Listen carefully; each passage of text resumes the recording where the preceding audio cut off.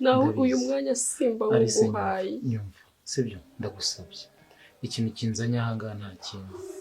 so gukomeza kugutesha umutwe cyangwa gukongerera ibibazo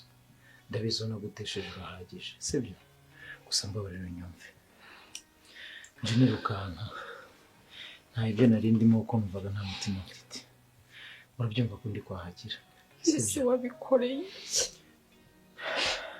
Ntuzira umuntu mwiza koko ko wanyiyeretse neza ko ari kibi bintu byose bigenda biza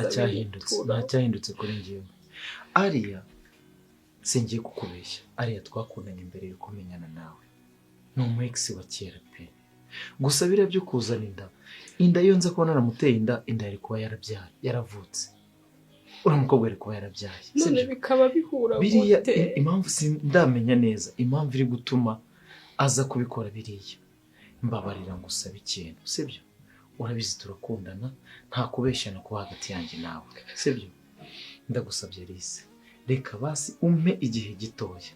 iriya ndafite ivuke none dukoreshe DNA nibwo uzabona ko ibyo mubwira ari ukuri ari n'ukuri kw'Imana urukundo ngukunda ntabwo nemera ko rwagwa mu mazi gutya ntabwo nemera kuba narisika kukubura hejuru y'amaherere nk'aya Alice urabizi nakoze ibishoboka byose kugira ngo nyine nawe tukumane nanjye nicyo kintu kimbabaza mbabarira ndagusabye ndabizi yuko ufite umutima uremereye nubwo uri kumbona mu ishusho ahari ya shitani cyangwa ikindi kintu kibi kibaho ariko mbabarira ndakwinginze umpe igihe gito iriya atwite ivuke nibwo tuzamenya ibyo ari byo ubu ngo kugeza n'ubu sindamenya ikintu agambiriye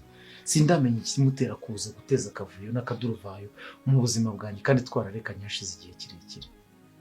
yaza kuba ari umuntu ateye inda shere wanjye mva mubwiye yaza kuba ari umuntu ateye inda yari kuba yaravutse umwana ari kuba agenda ko hashize igihe kirenze umwaka nyine nawe turekanye none se kubera ikindi ubizi neza ko mumaze igihe mutandukanye kuki ukomeza kumworohera akakubeshyera gutyo erega sheri kumworohera nta kindi ngamije si uko binaniye kuba namusohora hariya cyangwa ahamagara security zikamusohora ariko iyo umuntu agushinja inda